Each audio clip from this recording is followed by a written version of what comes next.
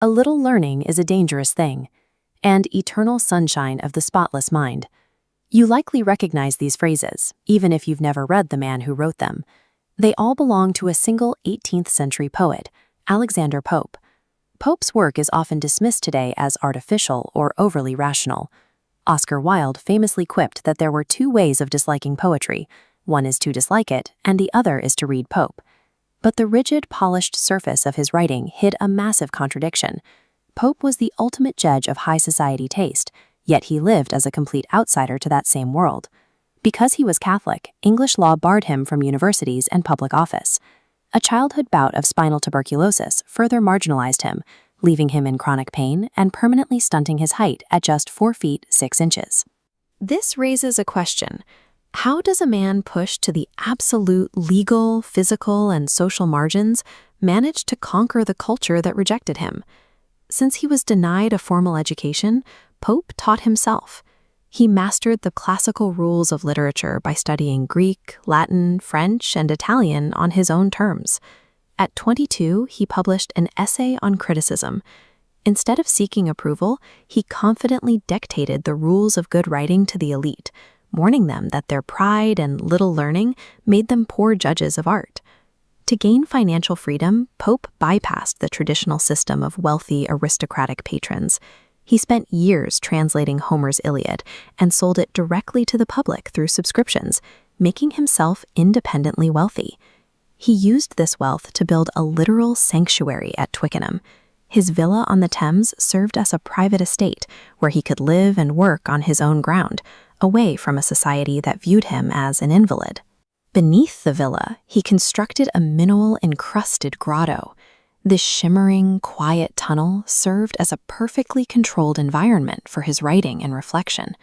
With his own money and his own fortress, Pope finally had the untouchable position he needed to launch his most devastating critiques. Pope worked within a collaborative writer's room called the Scriblerus Club, co-founded with Jonathan Swift, John Gay, and John Arbuthnot. Together, they brainstormed ways to mock what they saw as the growing dullness and false learning of the London establishment. They created a shared fictional persona, Martinus Scriblerus, using this avatar to publish coordinated, biting satires that targeted society's most powerful pedants. Pope's specific tools were the mock heroic style and bathos, the art of dropping from the serious to the ridiculous. These allowed him to humiliate his targets while maintaining the appearance of complete civilized composure.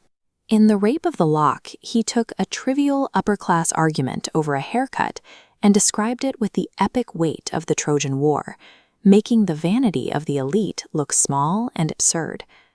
This collaborative war on dullness culminated in his massive satire, the Dunciad. The book's own title page features an ass burdened by a heavy stack of irrelevant books. It was a direct visual insult to writers who valued hoarding trivia over actual intelligence.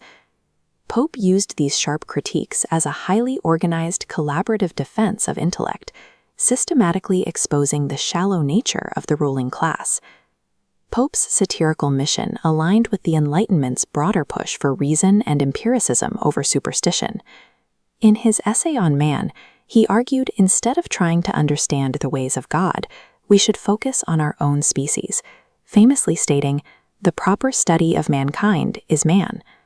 He delivered these philosophies through the heroic couplet. The rigid rhythm and the snap of the rhyme turn complex arguments into concise, unforgettable proverbs. That efficiency is why his footprint is still everywhere, from the foundational idioms we use daily to the moons of Uranus named after his fictional characters. Alexander Pope weaponized his mind to overcome a broken body and an exclusionary society. He outlasted his critics by embedding his perspective into the very idioms we still use to describe the human condition.